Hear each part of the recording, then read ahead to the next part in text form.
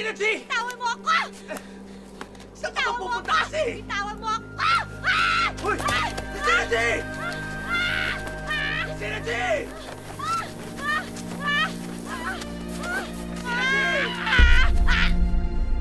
Christina G!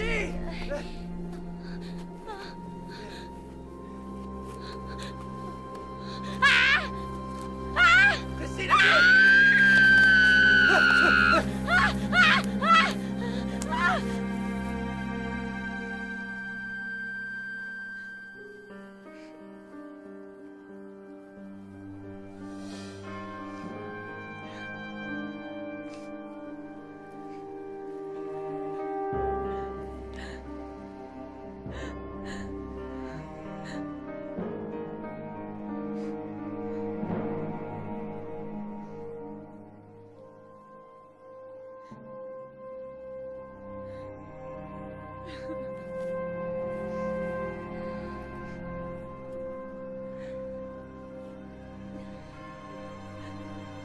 Poor Joshua.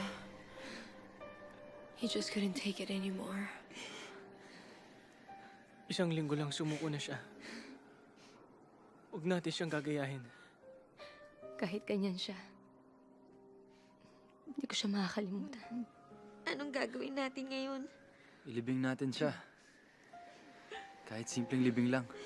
Nanghina na siya. Ayaw na niya mabuhay. Tinapos siya ng paghihirap niya eh. Tulad natin. Ilang araw na ba tayo hindi kumakain dito, ha? Ilang araw na ba tayo nagtsatsaga sa tuyong dahon ng kung anong puno? Pati dagat, naging maramot eh. Suggestion?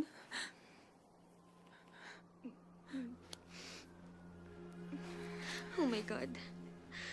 Oh my God, alam ko na iniisip mo. Nabasa ko yun sa internet. Sa South America may nangyaring ganito. Isang grupo ng survivors sa tuktok ng bundok. You're crazy. Crazy! Crazy ba maghangad na mabuhay? Para mabuhay, kailangan gawin ang lahat. Lahat ng paraan para hindi magutom. Alfred, you're the level-headed one here. What do you think? Sa palagay ko, kukulangin tayo ng panggatong. I'll get some. Kailangan ko ng tulong.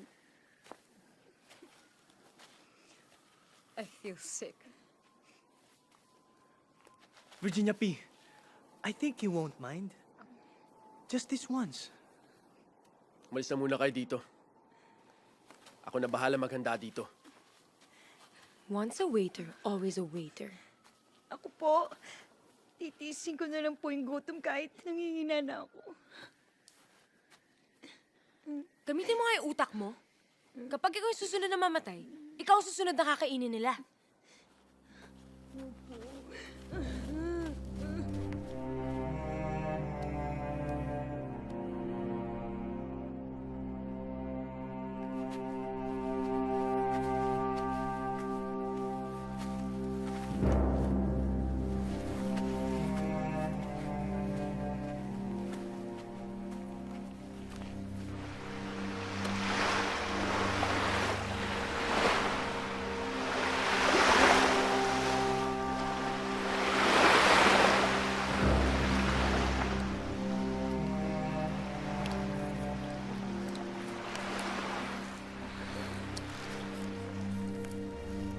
Joshua.